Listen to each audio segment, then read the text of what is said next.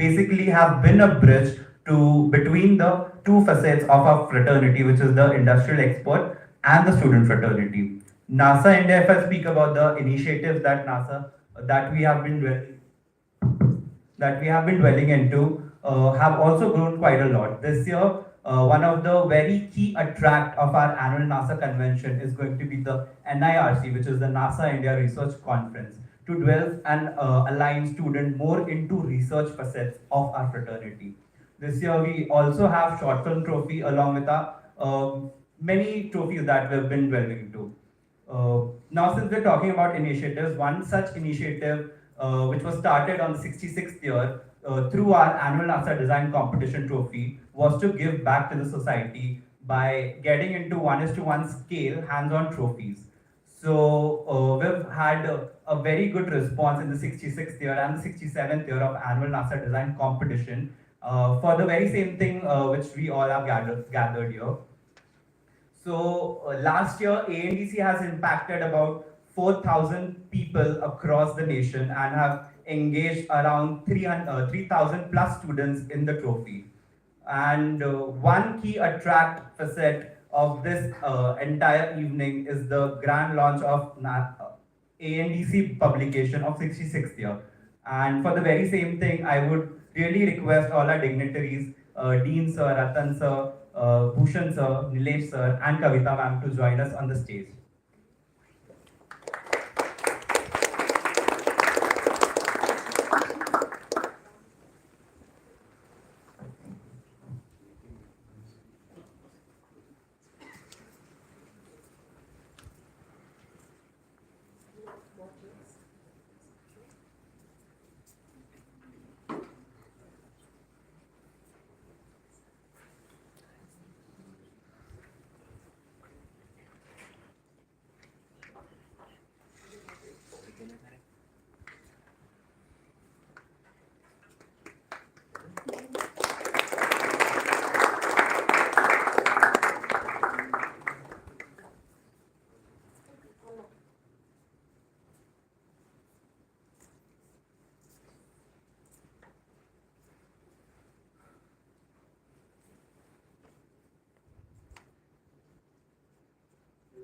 Should we unveil it? Yeah.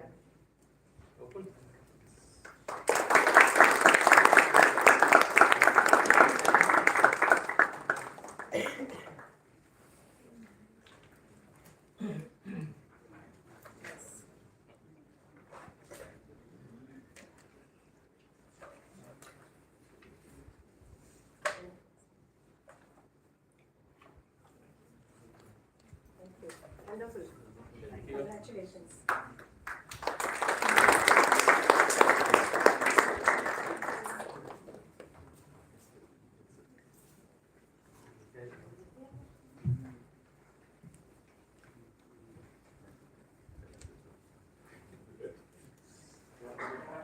So it's now time for the panel discussion post jury of ANDC. For the very same thing, we have on the panel Dean Sir, Sashi Sir, and Ratan Sir. And the panel would be moderated by our trophies at Tanuja Sunkara and myself. So I would request Tanuja kindly join us on stage.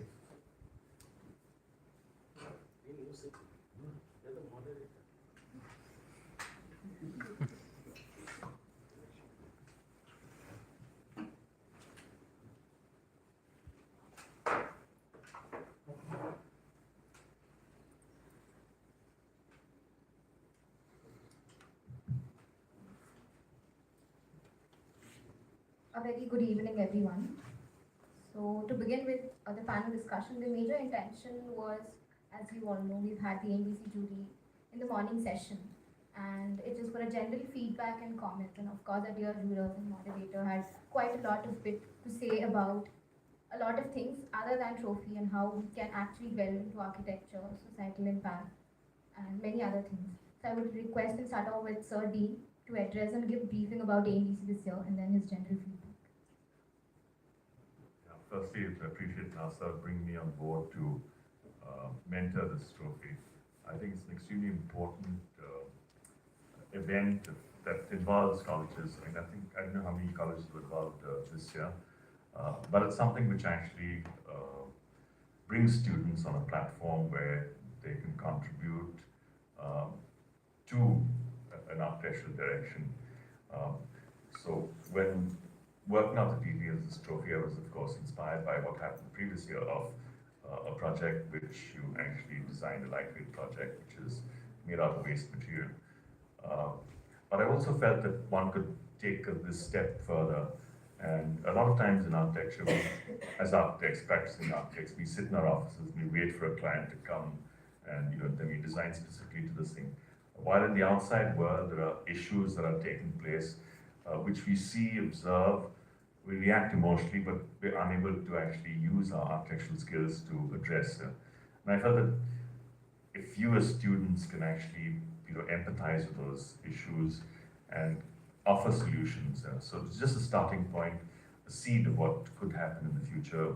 Use your skills as an architect. Therefore, this year's program, we decided that can you actually intervene in these things by helping a local NGO, which basically are these organizations that fill in the gaps of the job that the government really should be doing, and in serving society and addressing these very serious social issues.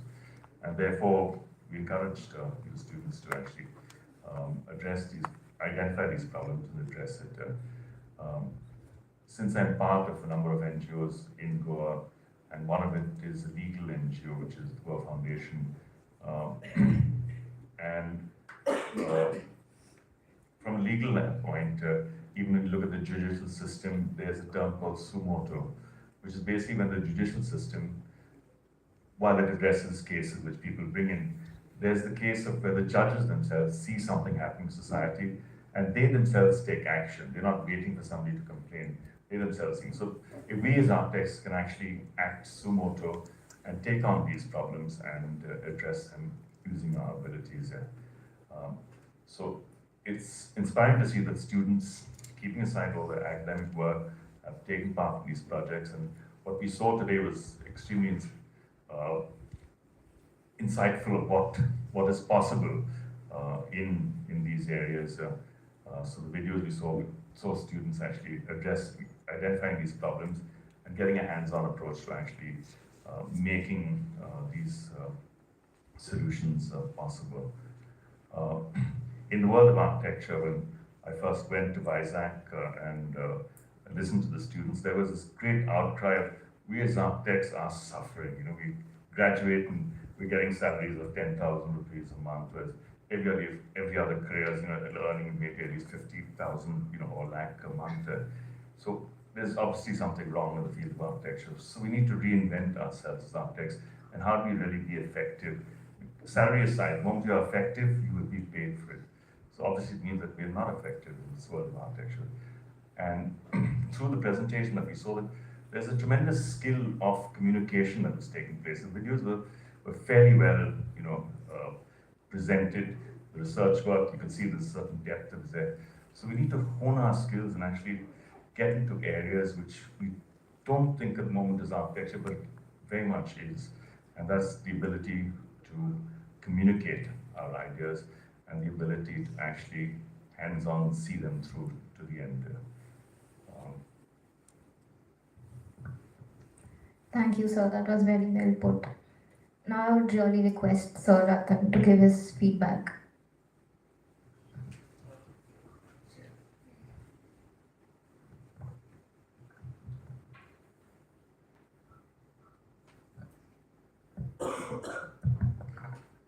So like Dean said, the skill set that came through was, he used the word communication. If you can communicate your idea to the masses, you communicated extremely well to us, and we sort of decided not to go through the tediousness of walking through panels, but to watch the movies. You guys are expert at watching movies, you guys are experts at creating reels and watching reels all your lives. Yeah?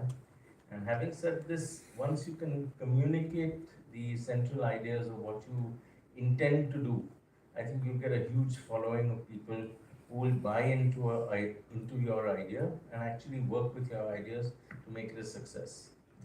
The entries that we saw, I think Dean explained a little bit, but I was very impressed when he gave me the brief that was given to the students on the NASA competition. And that was, you had to partner with an NGO, a non-government organization, like a volunteer organization. You had to understand the cause that they were working for. You had to understand what they needed to further their cause and give a solution which you actually constructed to a 1:1 usable scale. And I think that's a very, very important lineage that one should look at in any architecture project. I was talking to Bhushan a few minutes ago, and he said, and I'm quoting, only 2% of the architects do architecture. And when you look at it practically, architects as a whole only design for 1% of the world's population. So 2% of all the architects are designing for 1% of the world's population. I mean, that's the exclusivity that you have. And unfortunately, that's what everybody wants to do. That's the architecture. But like Dean talks about, there are causes. There are things that deal with human scale, with emotion, with social justice. And I think if we as architects and human beings can see those causes and apply ourselves to giving design solutions to those causes, the world will be a better place. And I'm saying that's pretty much the seed that I want to sow here in students to take this whole movement forward. At my office, we call them initiatives. A traffic junction that wasn't working correctly, we crack our heads over making a solution for that and take it to the appropriate authority to actually activate that. And if that worked, we were contributing. You don't need to look for a client, you don't need to look for a project, you don't need to look to get paid. You have an idea, you are design, you are solutions oriented people. What we are learning in architectural college is really applying solutions or creating solutions in our heads for problems that are there and problems that we foresee and problems that sometimes are not there. Okay? Most of the architecture that is ornamental is basically just decorative and lipstick. You can't put lipstick on a frog and expect that it doesn't or that it works well. We have to look at the depth of architecture, the depth of what you are studying and how you can make a social difference, how you can change the quality of life of human beings living on this planet at the same time and for the generations to come. Thank you so much, sir. I request Bhushan sir to kindly shed few light on what he thinks about this year's ANDC trophy.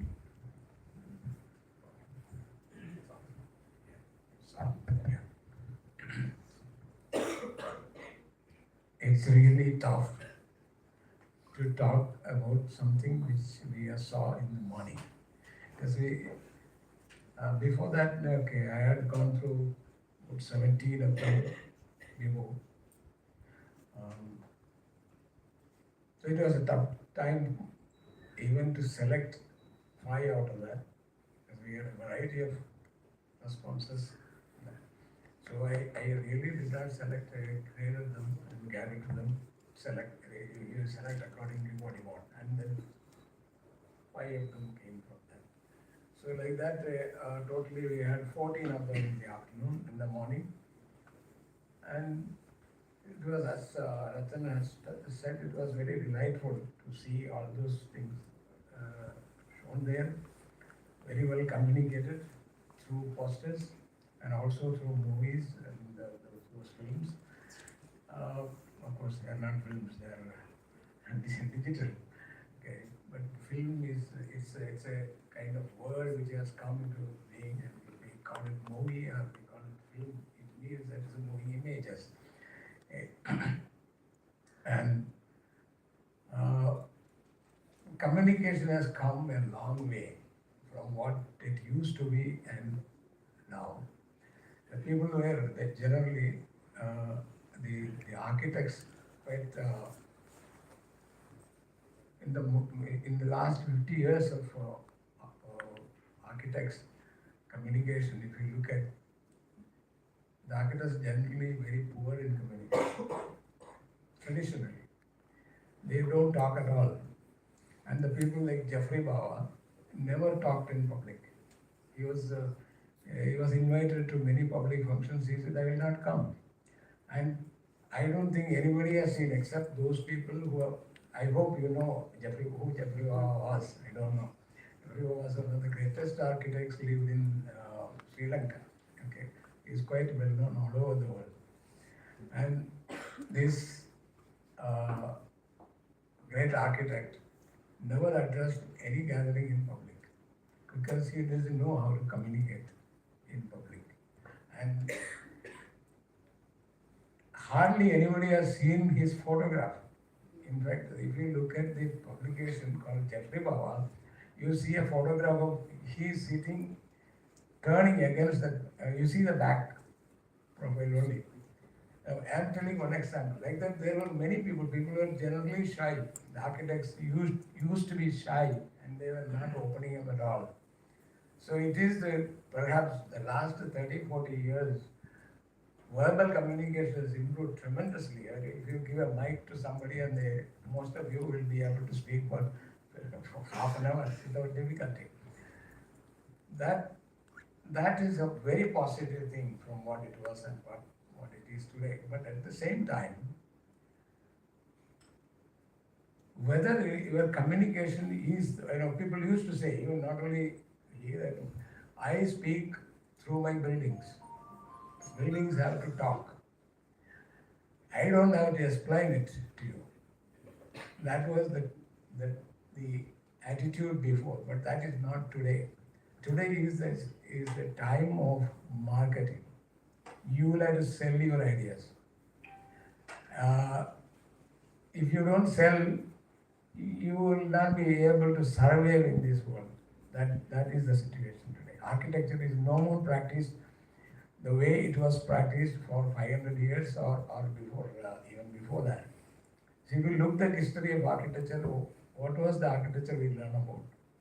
The architecture is those buildings which are built by powerful people, whether they are politically powerful or financially powerful, big merchants or industrialists later or corporations. And they were not told, and no architect went to them marketing their ideas. It is maybe most of it is they were sought after. There were very few people, and that doesn't require any great skill of verbal communication. So you are known as maybe as an astrologer like Christopher Wren, or a mathematician, or a painter or a sculptor or something, and the power comes to you and you make the design. Okay. That time is also gone. And we are today living in a world when we know that our impact is not on building those monuments. They are very nice things to be there as heritages, fine, but they are not the only thing. If we make an impact, we are making an impact on day-to-day life. That is in the habitat. The habitat is the ordinary things which you don't need in architects. Even if architects are not there, they get built. Monuments don't get built without an architect. Architect don't have to be a qualified architect, but you require that kind of vision to build that kind of architecture. But habitat is something which will be built because it is a need of the people who have to build. And it is, you don't have to be a chef to cook something to eat. So people will make architecture, you will make buildings, you call it building or anything, and that is what the environment is. By and large, 90% of the environment is that. And that will get built poorly, badly, or well, and that doesn't become part of the heritage. Unfortunately, they get destroyed and gone also. There is nothing wrong in it. But my point is that we are trained to do architecture not only for that kind of monumental buildings or that kind of buildings for the kind of architecture for the corporates or for the powerful elites, but we are in large numbers to produce good habitats which make sense for life of ordinary people. So that should be our mission. For that, what they have seen makes sense. So there are not only that, if you look at, I know that quite a number of people in many parts of India, small group of architects who have come out of colleges and who do not do any great work as within quotes, what is great. The great one is the large buildings or commissions which brings you great life, okay, great monetary life. No, but there are people who make meaningful sense to the local communities they work. There are people like I know people in Trivandrum, group of people who work together and then create tremendous impact on the streets and making things for the people to use everyday things like that. And more than anything else, even if you take very few architects who are the icons of architecture in India or in the world, if you take, leave alone those people, even though those people are also not working alone. Today's architecture is not individual creations, it is teamwork. That is what I saw in the model. None of those designs are not claimed by any one person or any leader as this is my design. It is claimed by a group of people and promoted by a college perhaps. That is what the future is. The future of architecture is there. As a group together, if we can work as a team, then only you can produce something meaningful to the society. Otherwise, we become icons. Icons are usually who cons society. Okay. And I don't con. So I don't become an icon. I would like to be a team con. That is what this particular exercise has shown. And that is, I think, the takeaway for me. It is not something which I am giving to you. This is a takeaway for me. It is a wonderful thing to be here. Thank you. It is by accidentally, I met Dean on the eve of the New Year in Goa in his own house. And after boring him for so much of my channel, and perhaps in the last 3 years, will you be part of this? That is the way I feel. Thank you.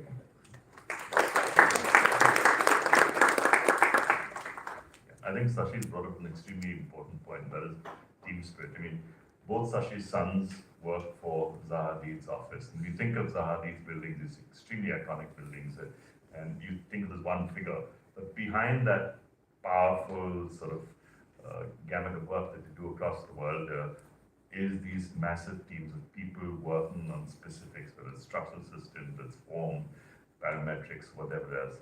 So it's all about team spirit, bringing people together to actually work, identify what the issue is. And architecture is not about buildings.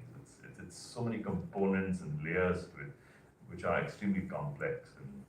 And it's actually harmonizing all that creates a useful and successful piece of architecture. On the similar line of what Bhushan sir said, creating impact is easy. There's a general notion that if you have an authoritative position or capital per se, then only you can intervene and create an impact. But we've seen students making intervention and creating impact. But there comes a line wherein there's an intention, but then people envision few things in a way, then comes reality checks, and then comes the execution. So where do you feel when a student is making an intervention, where can they get lost in this entire process of creating an impact? You're asking me? Open to everyone.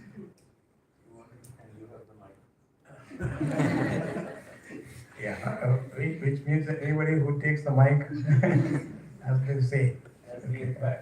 Yeah. Well, I do not know. I do not understand the question well, really. Students making an impact means what do you mean by that? So basically, today's morning discussion during the jury, we were talking about the intent with which they came up. Then we spoke about the inception and then later the execution. So we were discussing. One more is the user. Yes, sir. Yeah. You should not forget. Definitely. If you don't have a user, you should not have an intent.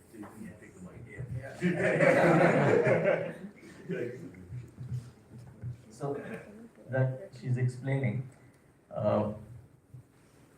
like we talked about, and if you have an idea, if you have an intent, let me give you an example. If my intent is to solve the traffic problem in Mumbai,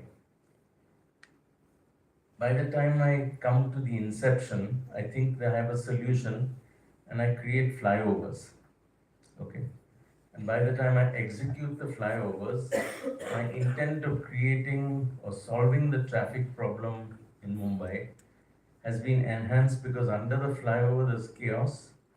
Above the flyover, there's people who don't know what's happening underneath. And because of the flyover going over, there are several other complications that have happened. So by the time I execute, my intent is lost. Are you able to follow this? So the intent can be something.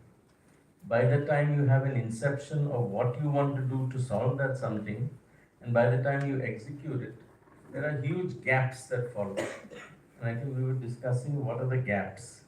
So between the intent and the inception, if you don't do adequate research, if you don't understand and really immerse yourself in the problem, you're not going to get a good solution to the problem. You have to look at the problem holistically, you have to look at the problem from all perspectives. Every stakeholder perspective, every user perspective, implications of that problem and implications of your solution on what happens. A lot of things in this world today are happening because, let me give you a very controversial example. Everybody thinks electric vehicles are the answer. Nobody is talking about what you're going to do to all the batteries that the electric vehicles use and how you're going to get rid of those batteries in the next 20 years. So where you think you have a solution, you may be actually creating a problem. Nobody realizes that the embodied energy of creating those batteries, the amount of energy and effort that goes into creating batteries is probably more harmful than what petroleum and gas was all about.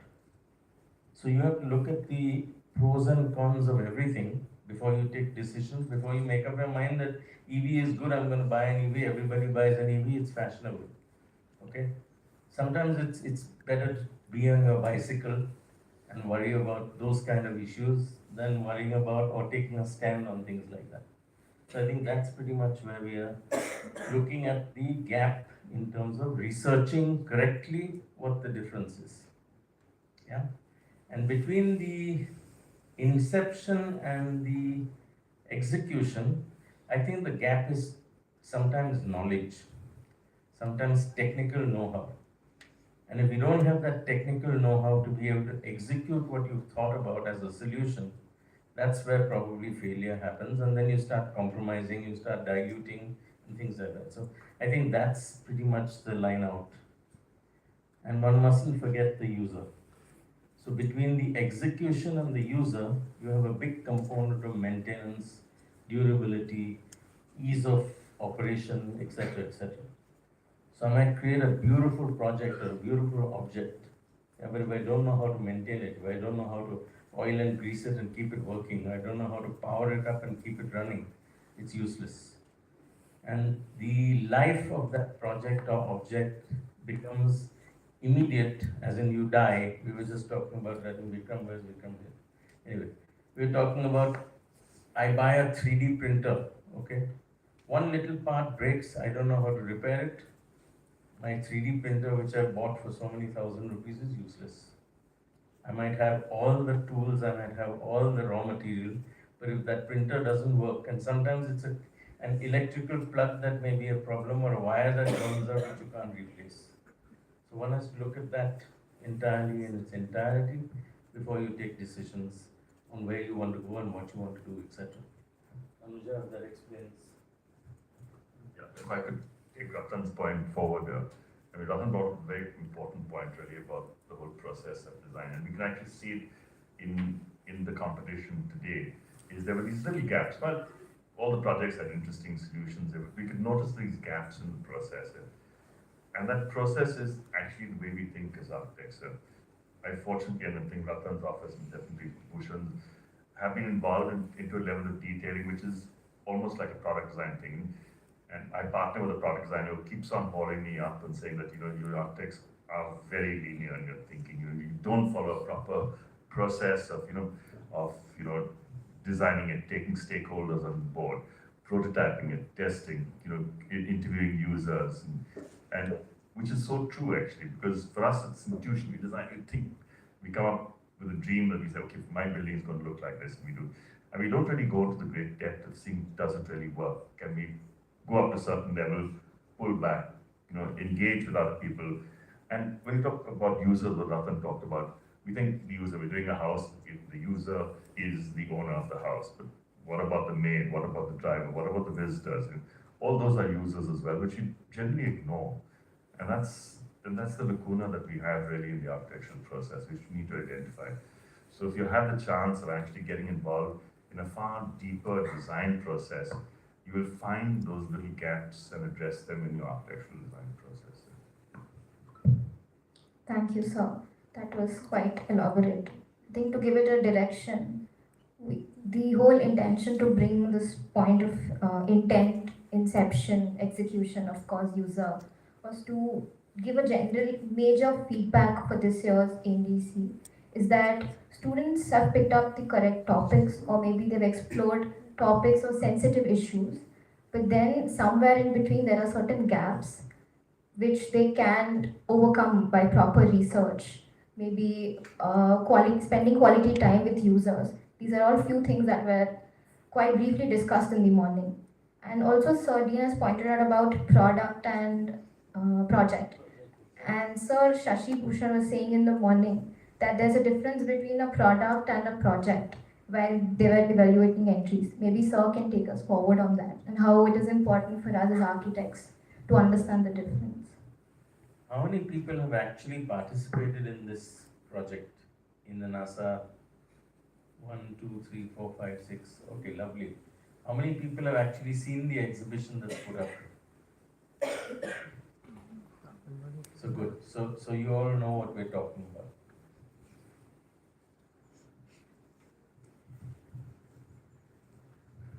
Well, I made that remark quite lightly. Nothing like yes, and I am taken to task for that.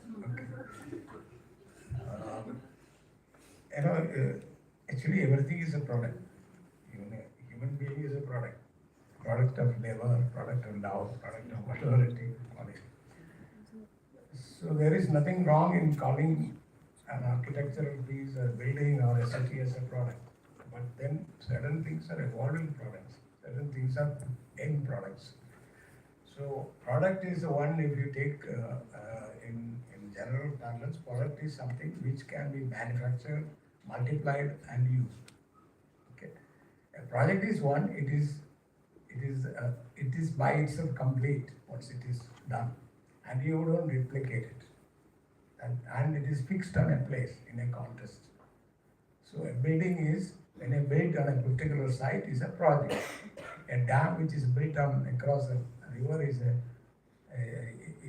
a project. But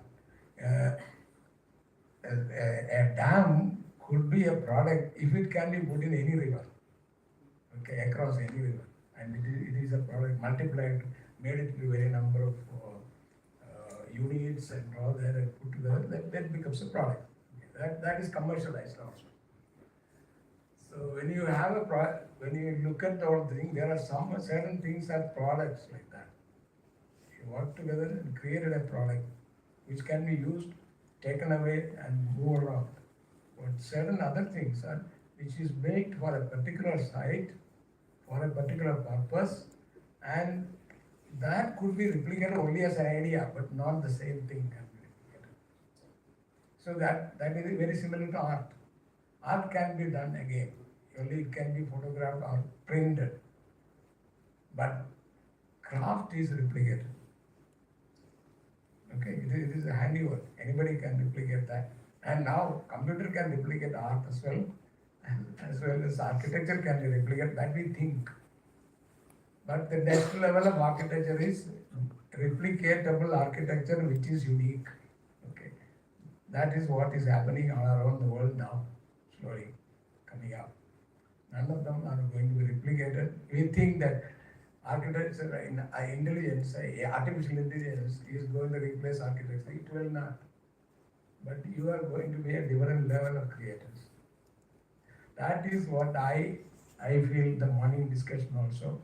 We talk about intentions. Okay, intentions are there. It is quite clear over the evolution of humanity up to this level. We are, our intentions very correct, are very sure. Correct or correct, I don't use the word correct at all, because every intention could be wrong as well as but we have intentions can be very clear about it. A politician wants to have the intention of controlling everybody and become an autocrat, and an architect wants to build a whole country, and like that a lawyer wants to win all cases he takes up, he or she takes up. So the intentions could be very clear. So you have a project or a product you want to design, you have a very clear intentions, and this is to serve this kind of purpose. To do that, as Rathin has said, you require studies of understanding that process, and you have to analyze it and all that. You come with the conclusions. Okay, that level we mastered that. There is a methodology. That methodology has to be foolproof, and finally you come to inference that these inference can lead to an understanding. It is like apple falling on, Isaac Newton's head, and it has fallen on so many else's head also. What he thought about, maybe there are many other people who have even thought about because of this Earth's gravity that has happened, but he is credited with something where he analyzed it and manipulated and theorized, which can be replicated by others to understand. That makes the difference. It is the online thing that it is the gravity, that because of gravity the apple falls or anything thrown up is falling is a general knowledge. But that general knowledge is absolutely no use unless you understand it, make it clear that it can be calculated, it can be understood. We can even calculate how a particular thing will fall, at what speed it will fall somewhere, and that is where rockets are going up today. Okay, that is something which is between this understanding of the knowledge of and the end of analysis and the utility of that data. So the design is that. In architectural balance or any kind of design thing, design is that which you know the knowledge, you have the knowledge of various kinds to make a rocket, but how the rocket can be really made, what kind to be the nozzle, what kind of material to be used there. So that requires a lot more analysis. That the design analysis is something which is lacking. There are some of the projects which we have seen also, it lacks that the knowledge, social knowledge, and the knowledge of the intentions and the kind of situation, context, all that could be analyzed. But how that could be made into a product or a project, there are great flaws.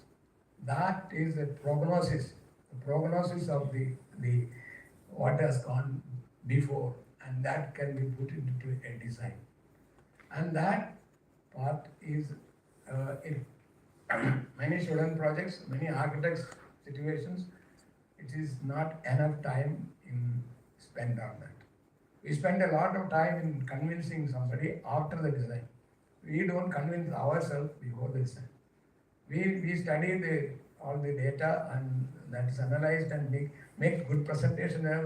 This is how the situation is, and for that we came out with this solution.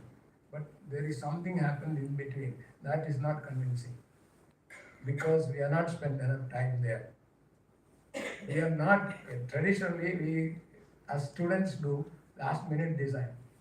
You have learned and thought about sketch, but you never come down to a final product. And overnight, tomorrow is the submission, you do it. And that will be not necessarily the best design. Because the best design requires a plan A, plan B, plan C, and analyzing all that and coming to a solution. And teamwork, it is more important. And most architectural office also do the same thing today, like the students did. That part of it is, I consider that as design research. And design research is an iteration. It's a process of iteration with the knowledge we had gained before. That iteration, now with the computers, we can do it faster also. So that is the future. The future should be, design methodology should not end with just the studies. It should be it should start with the studies. And then you should go on iterating and analyzing the pros and cons of it. And that part, if you master that, then you become real architects. I think Shashi brought up two important points, which is triggered by what he said, especially about creativity. And a lot of people think AI is going to take away your jobs, which it isn't. But it's going to morph the way you think, because, I mean, AI produces what exists, and based on prompts, it throws it at you. So we're probably going to be changing our role from creators to curators, where we're actually looking at what is right and wrong and actually decide, which is the best thing to take forward in a way. So be ready for that, So your creativity is going to be actually being in this process of, sitting across many possibilities and deciding which is the best. Another point was brought up when you had this debate about projects and products, but there's another layer of design, and that is systems. I'll give you an example. For example, we were approached by Maharashtra Tourism Development Corporation to design a 40-room hotel in a place called Hadi, which is just north of Goa. And so you think the intent, as you said, is to design a 40-room hotel, but what is the real intent? The real intent is to actually promote tourism in the area. Fortunately or unfortunately, a lot of land went into CRZ, so we couldn't really build that hotel. But we said, the real intent is tourism, so how do we get tourism into the place? So we did a study, we actually worked out homestays for the people, we worked out floating platforms of that, like the Kerala houseboats actually for the area. So we actually fulfilled the intent, without building. So people will ask, is that architecture? And I still believe it is architecture, because architecture is about providing solutions. It is not about making buildings. I'm going to add something that's really stuck with me. Design is about, all design has utility. Okay?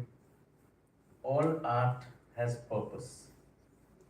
Now, if you think about that deeply, any art that you see has a purpose. It may be purely decorative, or it may be intense, it may be a social commentary, it may be the pain of the artist, it may be the pain of the social strata of people, whatever it is.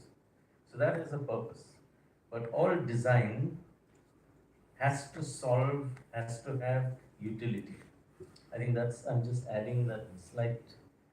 And another interesting thing that we've been grappling with is,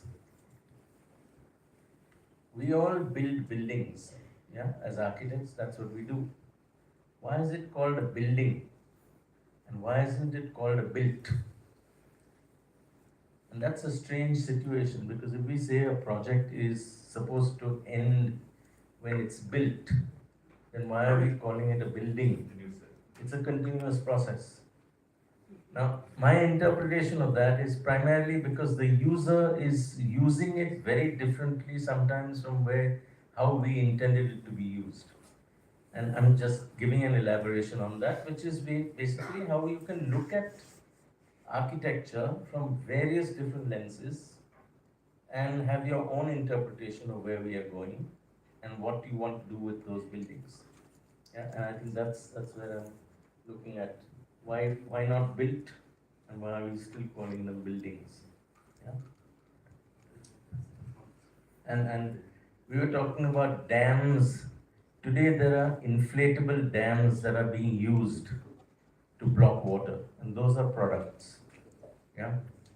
So it's not like, and somebody thought about it because in principle, if you have a project like a dam, it's like, oh, I can't do it. It's a project. It needs so many million crores of rupees there, or millions of rupees or crores of rupees. But if you look at simple inflatable dams, inflatable rubber, literally rubber tires, 2 meters, 3 meters tall, and those are acting like dams, and they're products that are sold all over the world today. So I'm saying somebody productionized that, somebody had the intent, somebody is making money on selling you temporary dams, and it works well. So I'm just giving you illustrations of where, just to understand and make you think at a different level about what we're talking about.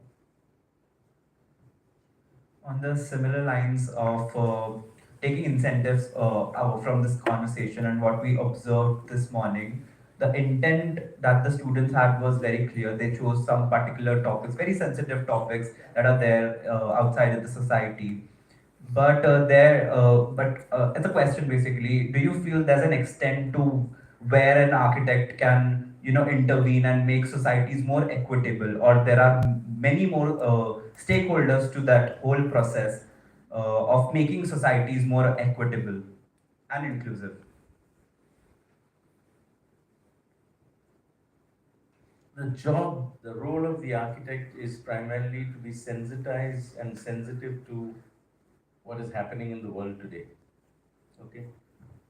Kids, as in young students who are not pressured by existentialism, who are not pressured by, the pressures of survival, okay, can think cleanly, can do some straightforward design thinking, and I think we addressed this in the beginning of our conversation. If you look at the problems, I just now designed a museum of solutions in Bombay. Okay, I don't know how many of you guys know about it, but it's a museum of solutions. There is no product. We still don't have anything to show there. But it's a building of 100,000 square feet where we get children from 3 years of age to 15 years of age, because 16, 17, and 18 are too busy socializing or going out to parties and thinking about where they're going to get their next drink from. These kids are looking at the world's problems of water, of environment, of garbage, of solid waste management, of energy. And they're coming up with solutions. And these solutions are joint collective solutions, collective collaboratives. No kid is coming up with his own thing. He's working in a group and he's trying to get through, or she is trying to get through a solution. Now, if you can use these solutions, and eventually there will be many solutions which we will be putting up on show, and that will create the museum 5 years from now, 3 years from now, 20 years from now. But what I'm saying is, if you can sense that there is a problem and you can sense that you have a solution, it could be the most outrageous solution. But I think there's scope to create that solution, to monetize that solution, maybe to replicate that solution and move it forward to change the world. And things are happening. I mean, there are so many products that are changing the way things, simple water straws that are filtration processes, or simple wheel. I don't know if you guys have seen those, what do they call, water wheels. Instead of carrying matkas on the heads and women going from well to their house in villages, they wheel a temporary, a plastic wheel which carries the matka, which carries the water for them. So there are small things like this, small interventions which can change a generation of things. Education is a huge game changer. Okay? If you educate the girl child, if you make her capable of earning her money and representing herself correctly in society, you're stopping trafficking, you're stopping child marriage, you're stopping abuse, you're stopping all sorts of strange things by just this simple thing about educating the girl child. And it's phenomenal. I hear about some idea in some village, I think you guys must have seen it on a WhatsApp or Instagram post, where some village plants 111 trees for every girl child born. And what a phenomenal change that is. to the attitude of a patriarchal society and to the environment in which that girl is born. And that girl is responsible, and she knows when she grows up that 111 trees were planted, and these are those trees, and I can see them. And these are the trees that are decarbonizing, these are the trees that are sequestering carbon, these are the trees that are actually creating oxygen for the world to live. So, small examples. I think since you brought up the word inclusivity, and I think, just as we've done in this case in the NDC Awards of, identifying social problems, is how do we actually make this world more equitable in a way? And I think, for me as an architect, I had the opportunity to actually, being in public view, objecting to an old regional plan, and then made to actually work on the new regional plan for Goa. And that really put a great amount of pressure and responsibility on me to do justice to people's life, because you're suddenly working at a scale far, far bigger than a building or a campus, whatever else that is there. You're actually impacting the lives of thousands of people by working on a regional plan. And there you have the opportunity to actually create an equitable society. And what is the best way of creating an equitable society is to preserve your resources, because resources is the basis of livelihoods, the economy, and that's extremely important. And then distribute those resources in a manner which is equitable.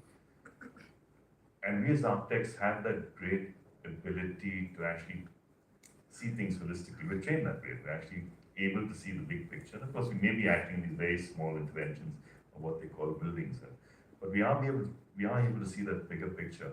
So we can actually take part in society in a much bigger plane. And I really think that architects need to get into politics, need to get into policy making, need to get into areas in which we can actually make a difference, not just sit there in our offices waiting for clients to come up, because we can see the bigger. And you see architects now, getting into corporate houses, they're really leading sustainability, they're leading, changes in the functioning of these offices, looking at the future, because most business houses are extremely myopic in the way they make decisions. It's profits, and it's immediate profits. They never look at long-term, gains in a way which will actually benefit society, benefit the country.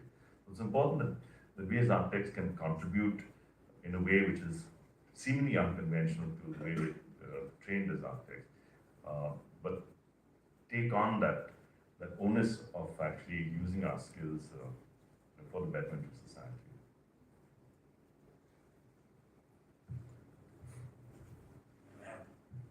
And I'm going to take it on a lighter vein. Okay.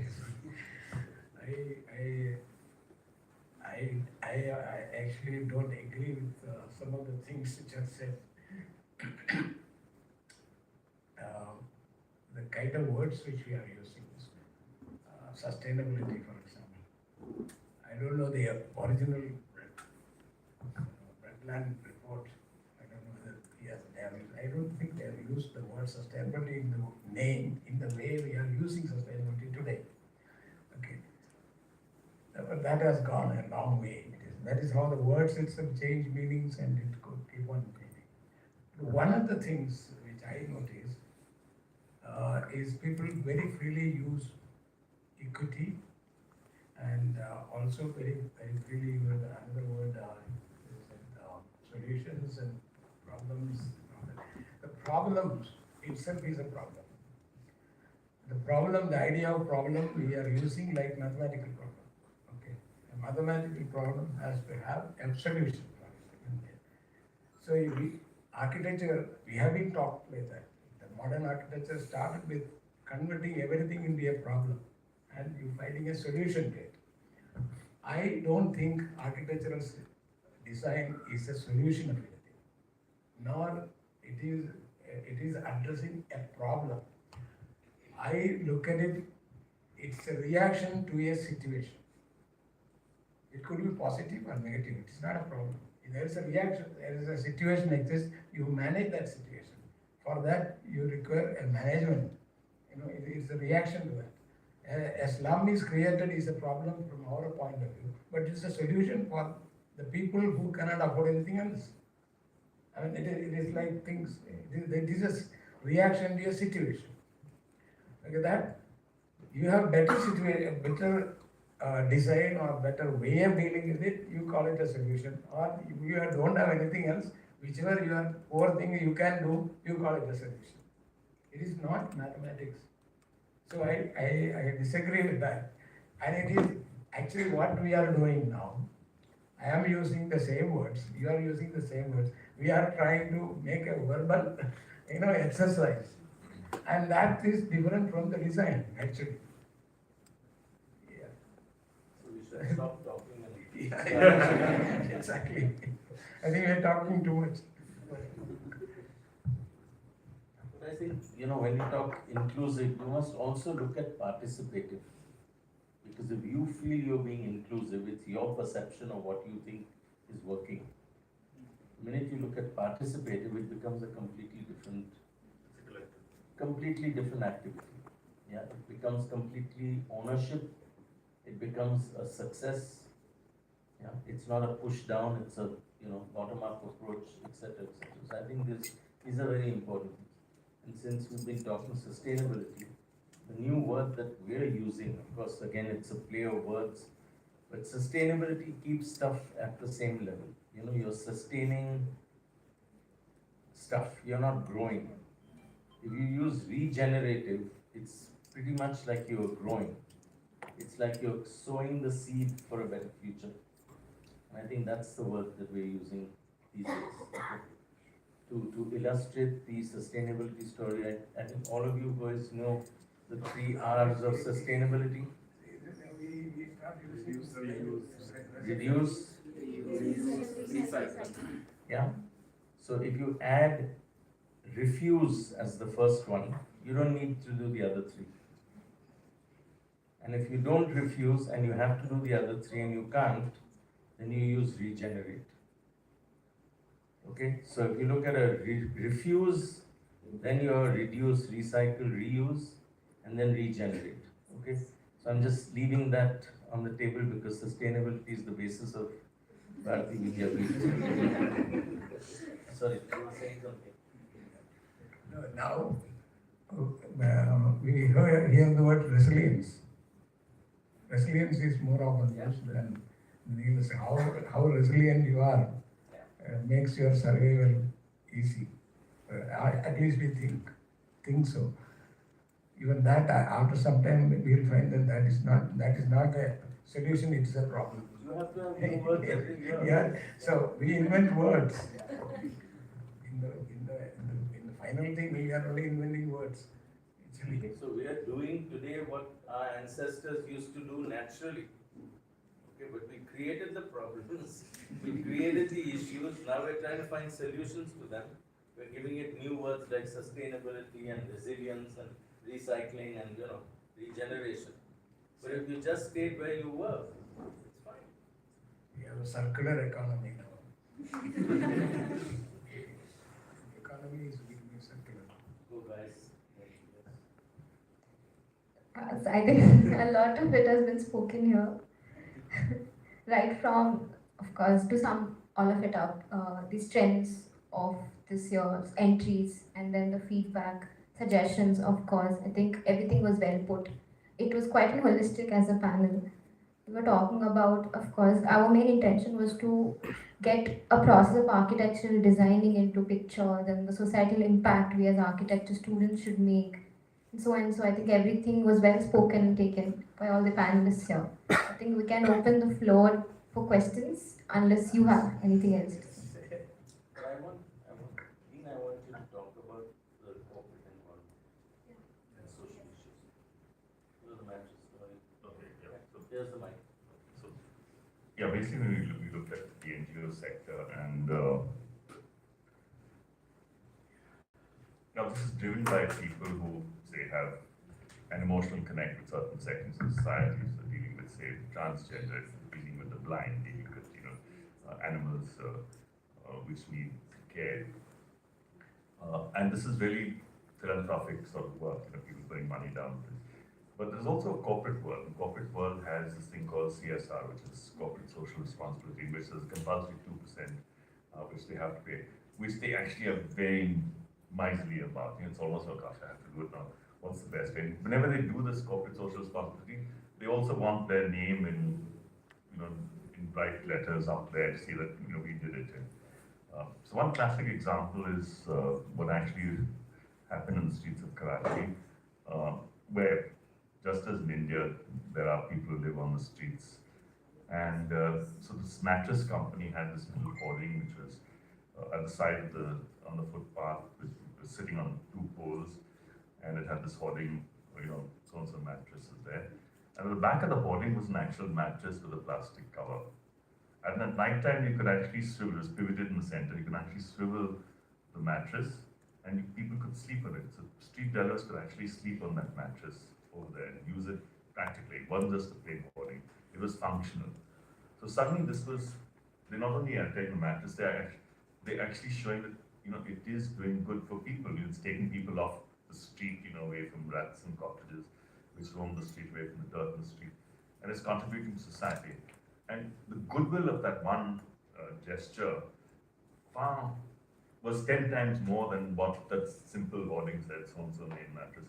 So we can get the corporate world actually involved in doing good. Right now, the corporate world maximum, they put their name on some bus stop or something. But can we actually go beyond that and actually identify areas where their products are actually displayed? Their products not just for the elite of society. It benefits everybody. And that's extremely important that the corporate world actually takes part in, because we see NGOs today, a lot of NGOs, because they seem to be taking the limelight away from the government, they also targeted and the sort of contribution to NGOs is decreasing, and that affects the disadvantaged in society. And so in the corporate world, with their deep pockets that can actually make a difference. So how do we actually address that? So I think the next step is really to get the corporate bodies involved. How can they actually now effectively, push their products and at the same time do good?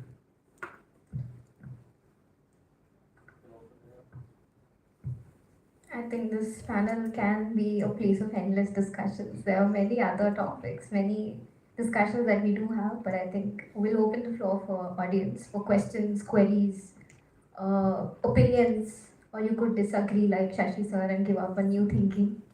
But yeah, the floor is yours, guys.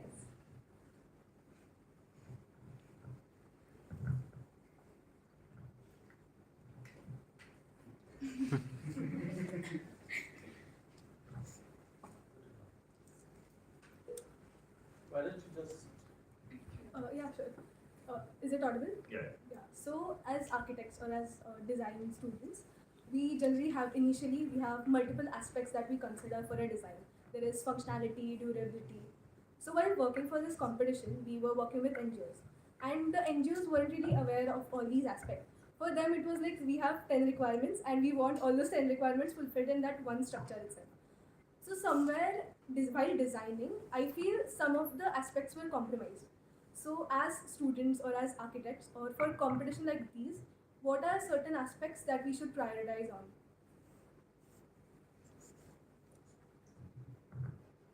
So you So prioritize. if you have a compromise on any of these 10, then you have not fulfilled the design. It's as simple as that. You just have to keep trying till you fulfill every single criteria.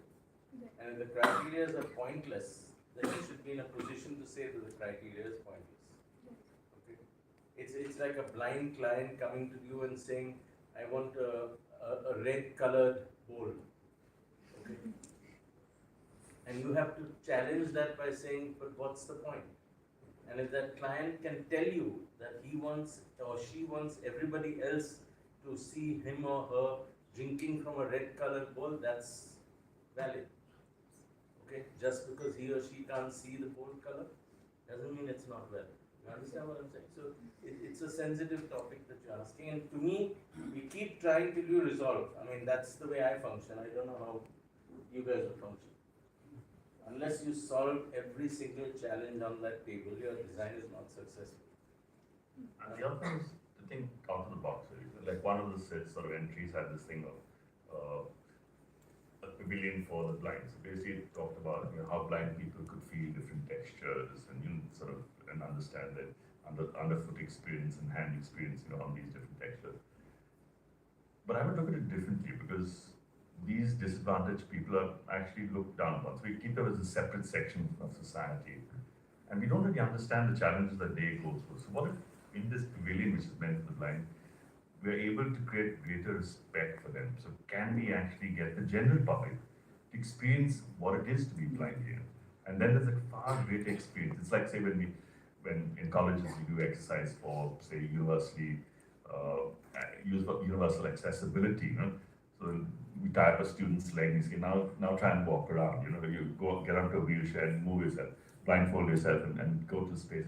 Then you only can you understand disability. In a similar manner, can you actually put the general public in the shoes of whatever disadvantaged section of society that it's trying to explain to, and see what they go through, and then the empathy will be far, far more. Because right now we have a very condescending approach to the disadvantage, it's transgender, is this, and we don't really engage and understand their real problems. So I think if, say, the pavilion design actually, you turn the solution on its head and say, I'm not addressing them, I'm addressing the rest of society. And how does the rest of society now understand the real problem and then work out their own solutions for it? So if you put that project into a normal school like yours and let everybody go through it blindfolded, that's the success of the project. But if you're putting it into a blind man's school, where they know what it feels like, where they can hear tingling bells, where they can, look at a xylophone, where it's talking to the converted. They know these things. Yeah? They will tell you what they're walking on. It's not like you have to tell them now you're walking on sand. This is what sand feels like. They know. I told them earlier the experience of helping a blind man across the road in Worli, and I crossed the road and he wanted to go to this particular restaurant. Not that we needed help, but I thought I'd do this great job of, my good deed for the day. And as I was approaching, he says, no, that's closed. And I said, how? And I looked over there and it was closed there. Because he had sensed he'd been to the place and he could hear sounds coming, and he did not hear the sounds of that restaurant. And it just made my hair stand on edge because, it suddenly realized how blind we are, to a lot of these issues. You push it further, everybody will become blind. So perhaps they will understand the world better. Yeah.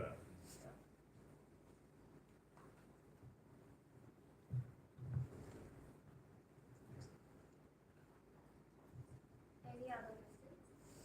I had a general question, not regarding the ANBC trophy. How do you balance creativity with practicality in your designs? Perfectly.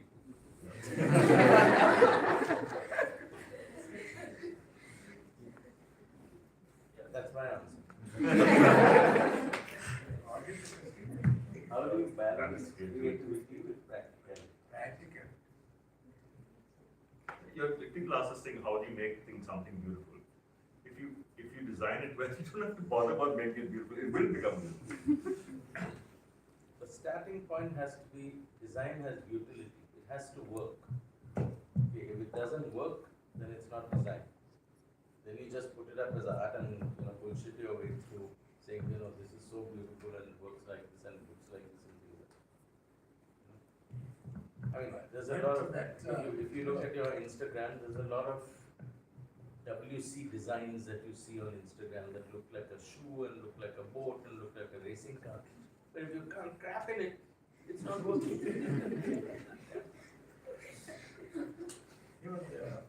The whole question is on creativity.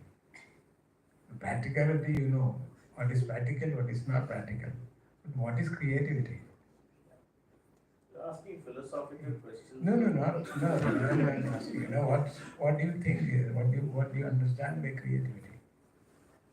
The aesthetics of a building. Aesthetics of a building. Just talk about those aesthetics. No, I am asking you this question. You're using the word creativity instead of aesthetics. If you look at creativity, you can do practical solutions, very creative. I mean, you don't have to do, the way everybody else does the solving of a problem. On that, I asked you the question not to answer, think about it. You'll get your own answer to that question. Thank you.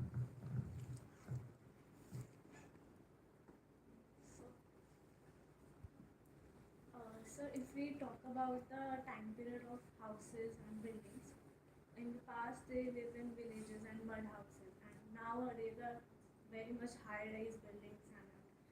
But today also the people love to stay in villages and with natures, but the cities are developing into high-rise buildings, and thing is between is the people empathy and their feelings. So what is the solution to give them a better place to live, more comfortable? I have a long answer to that. You guys, I have no answer. you have the mic? Yeah. Okay. I have no answer. I have an answer. Yeah, I mean, it's a very broad answer, really, but I mean, not really.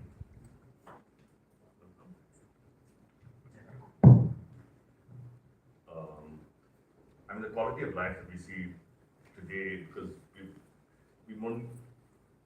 what's celebrated today is cities. I mean, the news is all about cities. Everything is about cities, I think, and the urban the rural sector is really ignored. And we, like the rest of the world, is moving towards an urbanized society. Luckily, we're still far behind compared to a lot of European countries, which are like 70, 80, I think about 40%. 40% urban, 60% rural. 31% exact. Urban. Okay. And you can already see our cities bursting the seam. The quality of life in these urban areas is really sad. I mean, studies have been done of people who actually move to urban areas. They always keep, gaon pe jayega, to at least get some quality of life back to their villages, and so connections there. And sadly, we're just heading toward this urbanization where our infrastructure is not now. So if you're looking at India that wants to be happy, that wants to have a good quality of life, we should actually be reversing that trend. So if you look at what Gandhiji said, now of course a lot of people think Gandhiji is irrelevant, but I think Gandhiji is most relevant in what's happening today, and that is the future of India lies in its villages, and that's so true. But what's the problem with our villages? And the problem with our villages is the conveniences that we don't have. Maybe there's not great schools, maybe there's no infrastructure over there. So all it means is putting in that infrastructure. The quality of life is there, the clean air, the food that's up to your doorstep almost. And so the community spirit that's all over there, all that exists in our villages, and we're losing that rapidly. So we really have to restore that. That will straight away improve our thing. City life is extremely stressful. I moved from Bombay. I was born in Bombay, brought up in Bombay, studied there. And I could take, after started working for a year in Bombay, I said, thank you very much, and moved to Goa. And I could see a vast improvement. The earning may not have been that great at the time, but at least the quality of life was, a lot better. So we can actually get back to a rural, or at least a rural-urban sort of situation where you have the conveniences also coming in. I think that would greatly improve the state of India. Actually, sir, we do the citizen study, and there we studied about the old houses and their techniques to construct it. But personal mind, I really want that techniques to be implemented in our future designs also. Maybe that feel them comfortable. Yeah, but that's relevant for that context. You can't bring mud houses into Yes, sir. the city. Yeah. So urbanization is the sexy part of life. Every villager has an aspiration to come to an urban settlement because it's the quality of his life that he thinks he's going to get. It's just measured by the money he'll make. If he sits as a villager in the agricultural produce, in the agrarian society, he's not going to make it. The risk of an agrarian society person, the risk of our villagers is 10 times higher than the risk we have in the urban. One monsoon that goes bad, their crop fails, they go bankrupt, they start suicide. Okay, so we have to be balanced in that, in terms of generally seeing how you can balance these. And the trick is basically to de-urbanize, move things out, or to decentralize urbanization. Give you a simple calculation where we were. India's urbanization is approximately 31% or something. The world's urbanization is, let's say, 50. So we have 20% of urbanization to catch up with. Okay, 20% of our population, which is 1.4 billion, yeah, is how many million? And you have to look at getting these kind of people into our cities. How many cities do you have? You can count them, you can count them very quickly. And having said that, can you bring these hundreds of millions of people into the cities that you have? The answer is no.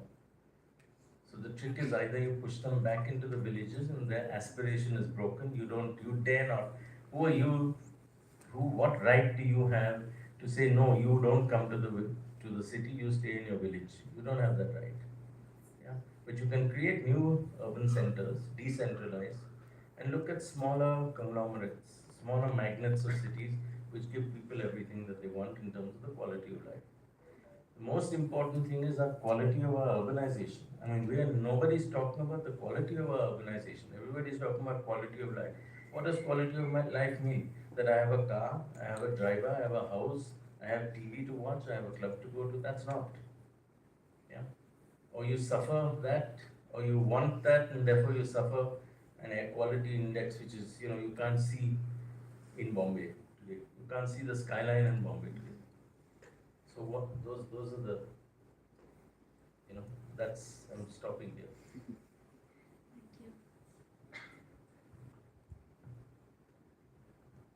No more questions, shall Would you like to Let us return. say something? Yeah. Not a question, but just to add to the discussion. I think the deliberations have been extremely interesting, and I'm sure students in the audience have got a lot of food for thought today. Thank you for putting profound thoughts in very simple words.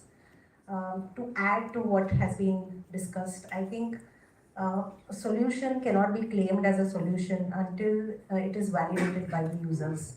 So validation of the solution by the users is extremely important, and hence I always like to call users as user experts. Most of the times in academic world, we talk about problems and we talk about iterations and solutions only in a group of professionals and experts coming from the field, but rarely do we see users coming in to review, to critique, to talk about the quality of design or whether the design is meeting their needs. So I think rather than, of course, participatory approach is one thing that can ensure that, but more than just having a participatory approach, I think making users as partners in design would definitely ensure that. And ANDC Trophy is one such platform where students can very well integrate users as partners in design, and if that happens and students get a sense of how powerful or how useful user insights can be, I think they would definitely take forward that kind of an habit into their practice. Because there could be some practicalities involved, there would be some arrangements necessary to be done, but I think if that partnership with the users starts from the academic days, definitely we will end up with practices that are participatory in nature. And I would like to really appreciate both the NASA leaders that you have beautifully moderated this session and taken up some very important points for discussion. So thank you so much for everybody to make this meeting this evening so so useful and so insightful. Thank you for such an enlightening session, and really congratulate these two young students to make this happen, and of course stalwarts here speaking about so many aspects. I don't know how many things, and I'm going to digest, but I know the students definitely. I'm glad. And what Madam said about participatory approach, but the key issue is right now what we are facing is the limitations which we are looking into ourselves, into our community. We need to go deep into the different stakeholders.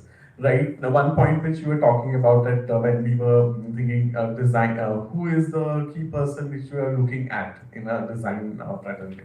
So the person who he doesn't know about architecture at all, but he builds, and he is the person who hires us, and we do not educate them. That is the problem. So we have to educate the people who are having power and money with them. What is architecture? That is what is the problem here. And I think there's many other things which we can still go on. And thank you for inviting me here, ma'am. Thank you so much. I mean, you cannot, blanketly say that you have to go and educate the clients, because many times clients can educate us. For example, you talked about a blind person. If I have a blind client, yeah, that's why I said. So if you are working with a blind client, I think you will have to start by learning what it is to be blind. And I've worked on the question of universal accessibility for last 15 years.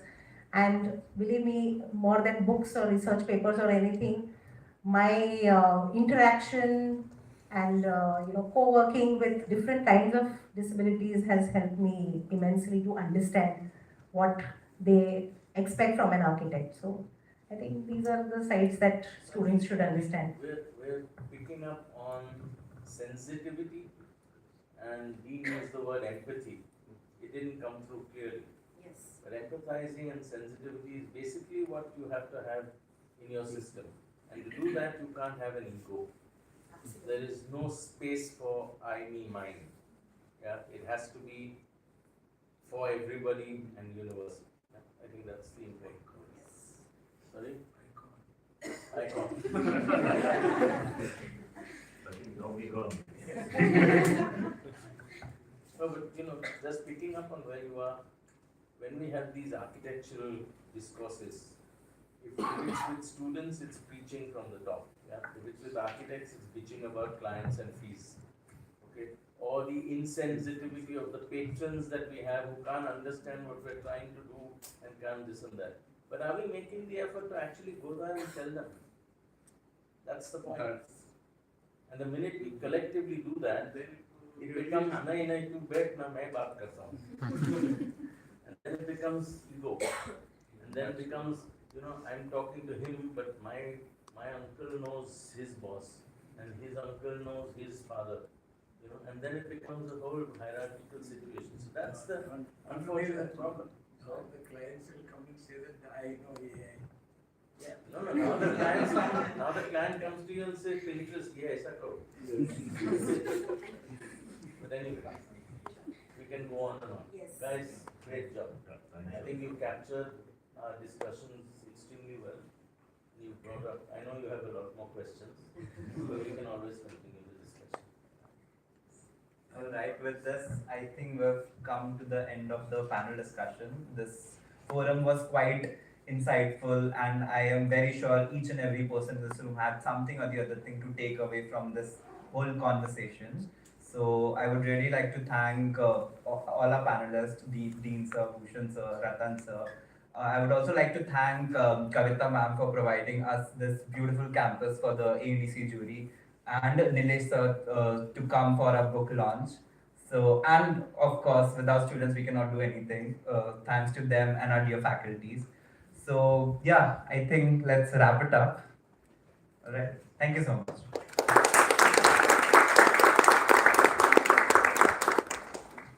Thank you so much. It was a wonderful panel discussion. Today with us we also have U6 and UDs of Pune, and we would like them to invite on the stage and have a small felicitation. Can everybody please come here? I would also like to request Kavita ma'am to felicitate.